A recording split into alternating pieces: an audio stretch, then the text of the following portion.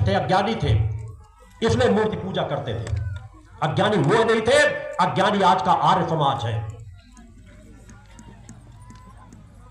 मूर्ति पूजा करना सबसे महत्वपूर्ण सशक्त साधना पद्धति है।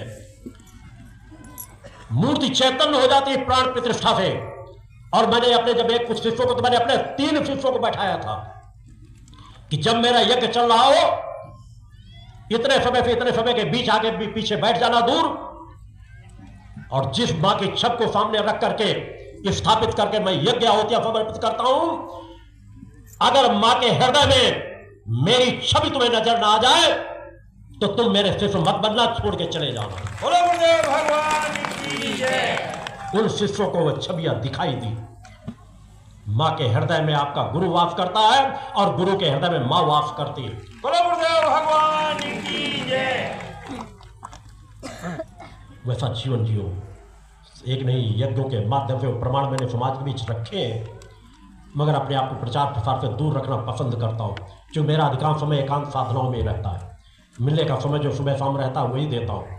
एक बार मिलने के बाद वापस आ जाऊँ तो फिर कोई मुख्यमंत्री क्यों ना आ जाए, मैं 5 मिनट का समय नहीं देता हूँ। मिलने का समय दे रहा हूँ, पहले सोचना है। मिलने के समय के अंदर कोई भी आ जाए, गरीब अमीर राजा महाराजा कोई आए, सबको स्थान मिलता है, कोई गर्व घमंड नहीं। एक किसान परिवार मेरा जन्म हुआ है, सामान्य सा जीवन जीता हूँ, कभी गर्व घमंड का लेकर एक पल जीवन नहीं जीता, मगर सत्य की रक्षा के लिए अपने इष्ट के प्रति मैं कठोर था। अपनी साधनाओं को कि इष्ट की सत्यता को कठोरता से व्यक्त करता हूं, क्योंकि अगर मैं व्यक्त नहीं करूंगा तो फिर कोई दूसरा व्यक्त कर नहीं पाएगा। सत्य की ताकत क्या होती है, अगर एक ऋषि नहीं व्यक्त कर पाएगा तो दूसरा कोई व्यक्त नहीं कर पाएगा। मैंने अपने जीवन को स्वयं प्रमाण के रूप में रखा है, गर्व और घमंड के लिए नहीं, कि विश्व अध्यात्म जगत में वर्तमान में हिंदू धर्म में नहीं और अनेकों धर्मों में महाकुंभ हो रहा है। मैं वहां तक अपनी आवाज इस मंच से पहुंचाना चाहता हूं। अगर कोई एक भी तपस्वी साधक ध्यान समाधि की पराकाष्ठा को प्राप्त किए हो, जिसका सूक्ष्म शरीर जागृत हो, मेरी साधनाओं का सामना करे। बोलो गुरुदेव भगवान की जय। अगर वह मुझे झुका देगा तो मैं सर काट के उसके चरण में चढ़ा दूंगा। अगर कहेगा जो जिंदगी भर, उसका सेवक बनकर के जीवन गुजार दूंगा। बोलो गुरुदेव भगवान की जय। साधना के कदमों पे जितने कदम वो आगे खड़ा नजर आएगा, उसके 10 कदम आगे खड़ा नजर आऊंगा। बोलो गुरुदेव भगवान की जय। चाहे वाक शक्ति का प्रमाण हो जाए या एक स्थान से रहकर दूसरे स्थान की जानकारी देने की बात हो, या अपने शरीर के स्पर्श करने के माध्यम से असाध्य से असाध्य रोगों को ठीक कर देने की बात हो, या जिस तरह का विज्ञान समझे, विज्ञान इसका परीक्षण कर सकता है कि कौन 1 मिनट में अपने मन को एकाग्र कर सकता है।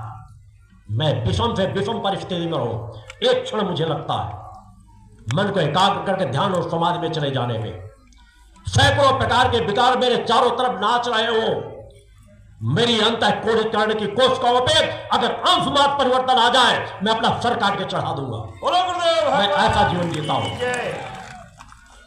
प्रमाण के रूप में आपका गुरु अपने आप को स्वयं प्रस्तुत करने के लिए, धर्म रक्षा के लिए सदैव तैयार है, और यह हमेशा हुआ है।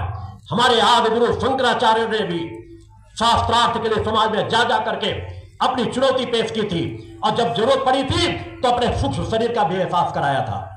मगर आज दुर्भाग्य से हमारे सभी मठों में बैठे हुए हमारे शंकराचार्य सम्मानित पदों में बैठे, उनका सम्मान है क्योंकि सनातन के अगुआ है, मगर आज हमारे किसी शंकराचार्य का सूक्ष्म शरीर जागृत नहीं है। यह कहने में भी मुझे कोई आपत्ति नहीं है। साधना तपस्या करना ही नहीं चाहते, बस वेदों का ज्ञान प्राप्त कर लिया, ग्रंथों का ज्ञान प्राप्त कर लिया, हम पूर्ण बन गए। अरे ग्रंथ इसलिए नहीं है, वेद पुराण इसलिए नहीं है कि इनको रट लो, इनसे तुम कुछ भी पूर्ण नहीं बनोगे। इनके अनुसार जीवन जीना प्रारंभ कर दोगे, तपस्वी बनोगे कि इनके लिखने वाले वेद व्यास कैसे थे, हमारे देवी देवता कैसे थे, हमारे ऋषि मुनि कैसे थे। जिस दिन वह तपस्या करोगे, तुम्हें वेदों को रटने की जरूरत नहीं पड़ेगी, वेद तुम्हारे मुख पे वास करेंगे, वेदों के अनुकूल तुम्हारा जीवन हो जाएगा। तभी समाज में परिवर्तन आएगा, तभी हो सकेगी सनातन की रक्षा। हम सबका आह्वान करते हैं और मिल करके सनातन की रक्षा करें, हिंदू धर्म की रक्षा करें, भारतवर्ष को गौरवान्वित करें, सभी देशों को विकास के पथ पर ले जाएं। हम विश्व का कल्याण कर सकते हैं। और कोई आगे नहीं भी आता तो भगवती मानव कल्याण संगठन आपका गुरु उस दिशा में कार्य कर रहा है और उस लक्ष्य की प्राप्त करके रहेगा। बोलो गुरुदेव भगवान की जय। आओ अब हम और चले इन क्षणों पर माता भगवती आदि शक्ति जगत जननी जगदम्बा की आरती की ओर चले। मैं इन क्षणों पर आप सभी लोगों को अपने पुनः एक बार अपना पूर्ण आशीर्वाद प्रदान करता हूं। बोल जगदम्बा माता की बस एक और सूचना देना चाहूंगा आरती के पहले।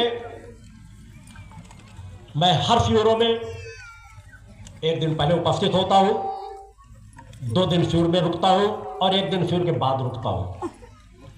जब से आ जाता हूं एक भी व्यक्ति से नहीं मिलता, वो चाहे मंत्री हो, चाहे संतरी हो, चाहे कितना बड़ा पदाधिकारी हो, चाहे जितना बड़ा धन कुबेर हो, कभी भी नहीं